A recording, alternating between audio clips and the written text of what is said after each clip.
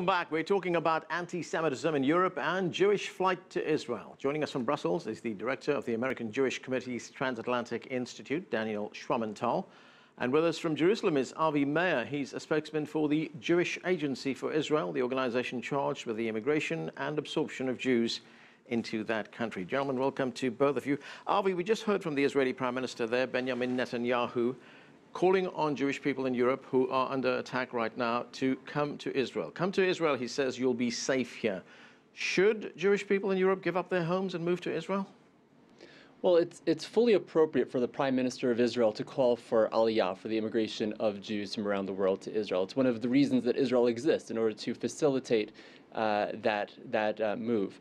And we fully share the Prime Minister's desire to see aliyah, or immigration to Israel, grow. At the same time, we believe that immigration should come out of a sense of attachment and connection to Israel rather than out of a sense of persecution or danger, which is why our organization, while of course assisting anyone who wishes to immigrate to Israel, is also investing very significant efforts in ensuring that Jewish life in Europe can remain strong and robust. Daniel, what are your feelings on this? Should European Jews pack up their bags and move to Israel? And what kind of message does this send? Would it be seen as a victory for terrorism? In the end, whether European Jews will leave for Israel or also to the United States and Canada and other places will depend not so much on statements from politicians, but on the situation on the ground. We have seen 4 major terror attacks over the last 2.5 years targeting Jews. 13 have been killed by Islamist terrorists. We have seen over the last 14, 15 years a dramatic, constant rise of everyday anti-Semitic incidents in many West European countries. So the question of whether Jews will leave or not will depend on whether governments in Europe can find the tools to get a grip on this problem and not just protect Jews physically through police and now even military in France and Belgium, but by also fighting the ideology.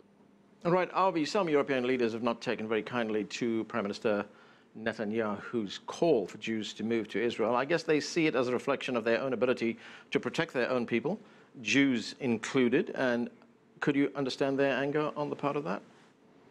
Well, again, I think it's a very complex issue, and I understand the sense of frustration I think many European Jewish leaders are feeling right now in witnessing the attacks on their communities. As I said earlier, I think it's important to realize that anyone who wishes, any Jew who wishes to immigrate to Israel should and is able to do so. But at the same time, I think it's important to realize that Jews around the world, and anyone really, should be secure wherever they are. And that obviously is the responsibility of local governments, and I think many of the local governments in Europe have stepped up to the plate in order to secure their Jewish communities. But there's still a great deal of work to be done, which is again why we and other organizations are involved in providing communities with the means necessary to provide for their physical security. Avi, just one quick point before I go back to Daniel in Brussels. That is, can Israel absorb a huge number of immigrants right now, given that it's already facing economic problems, given that it's also under stress with the conflict in the Middle East and the burdens that places on it? Well, Israel's economy is very robust, and Israel has consistently defied expectations and predictions in terms of its ability to absorb immigration. In the early 90s, we absorbed more than 1 million immigrants from the former Soviet Union, and while Israel, of course, has its own share of economic issues, Israel will always welcome any immigrant who wishes to come, and we will always be prepared to absorb any number who come and make Israel their home. All right, Daniel, this resurgence of anti-Semitism that we're seeing in Europe right now, to what do you attribute this recent phenomenon? There are various factors. On the one hand, in the extreme cases, we have Islamist terrorism, as we have seen in Toulouse in 2012, in Paris, in Brussels, and just recently also in Copenhagen.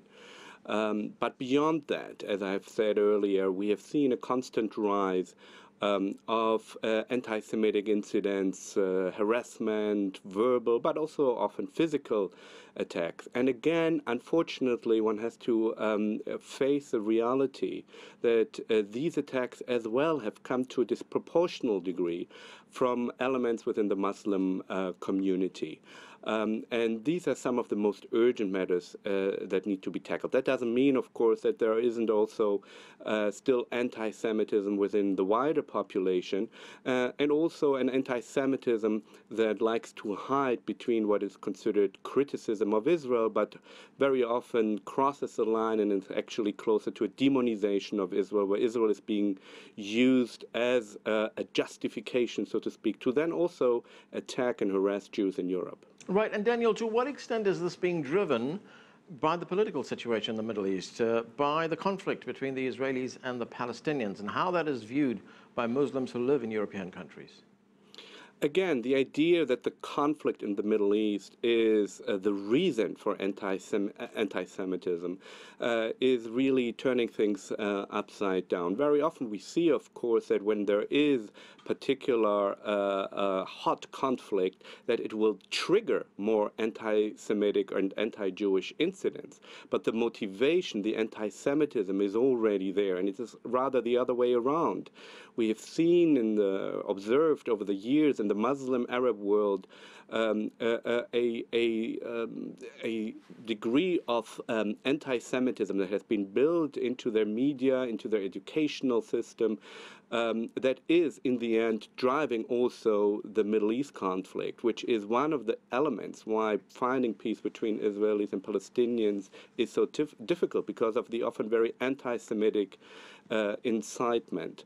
So it is actually the other way around, and we must not allow this conflict to be used as a justification for anti-Semitism.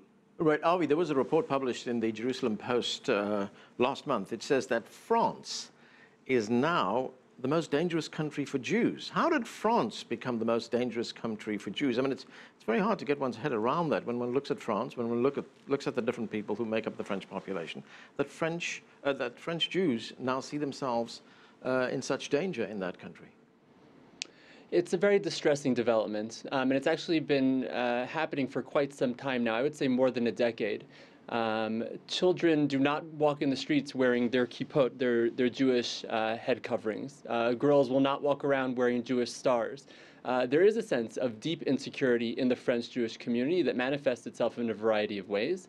And you'll see that there are successive surveys and polls taken of French Jews who say that they are simply afraid to identify openly as Jewish in the streets. And this is something that we've been perceiving for quite some time, which is why this dramatic increase in French immigration to Israel came as no surprise to us.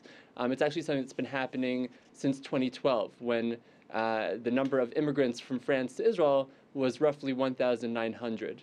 By the year after, in 2013, that number had already leapt to 3,400, and this past year we were already at 7,200, which is obviously more than 200% of the year before. And so we expect that this trend, unfortunately, will continue. I say unfortunately because they're leaving for reasons that we would prefer that they not have to leave because of this deep sense of insecurity. But of course, we would prefer that they come to Israel than anywhere else. And so we consider that to be a positive development, that Israel has, in fact, become the #1 destination for French Jews leaving France. Right, Daniel, and here's another source of anti-Semitism in Europe, and this might need a bit of explanation for our viewers worldwide. You've said that the anti-Semitic rhetoric is not just from the far right, it's from the far left as well, who have been trying to delegitimize the state of Israel. Explain that to us.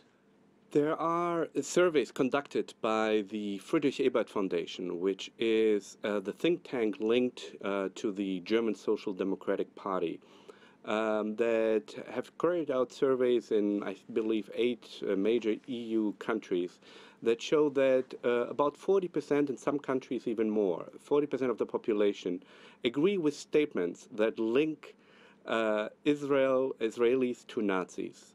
And this is a state of demonization I referred to earlier, which goes way beyond simply criticizing certain policies of the Israeli government, but really portraying Israel as uniquely evil, as a pariah state, and comparing the Jewish state with the Nazis is, of course, particularly shameful, portraying them and likening them to the very same organization that have carried out the Holocaust. And this sort of rhetoric is unfortunately coming predominantly in Western Europe from the far left. And this is adding to, this is fueling in many ways also, I believe, violent attacks against Jews, but is also making simply day-to-day life between Jews and non-Jews very uncomfortable when ordinary Europeans are led to believe that Israel is like a Nazi state. Then it is no surprise that they may then react very confrontational with Jews who may perhaps sympathize with Israel, who have family in Israel, and that creates a lot of friction in everyday, at the workplace and so forth, which adds to the feeling of, of insecurity to the Jewish population in Europe. Avi, what should European leaders and, for that matter, European civil society be doing about this rise in anti-Semitism in Europe? Are they doing enough right now? I think that many governments have, in fact, as I said, stepped up to the bat. The French government in particular has taken very significant steps against anti-Semitism in their country. They've deployed tens of thousands of troops to secure Jewish institutions, which is obviously a very positive step, but it only goes so far.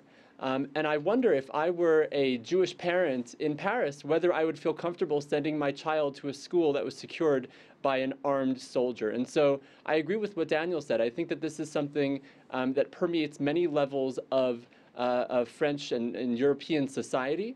What we've seen develop is a sort of unholy trinity between the extreme left, the extreme right, and Islamist extremism.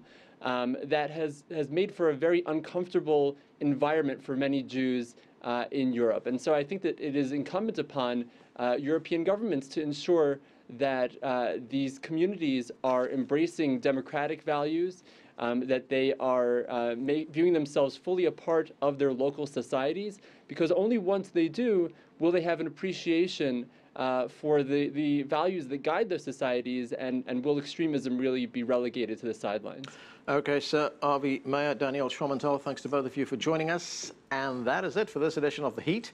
But the conversation continues online. Join us on CCTV America's Facebook page to comment on this or any other show, or chat with us on Twitter at @CCTV_America. I'm Arnold Naidu in Washington, D.C. Thanks for being with us.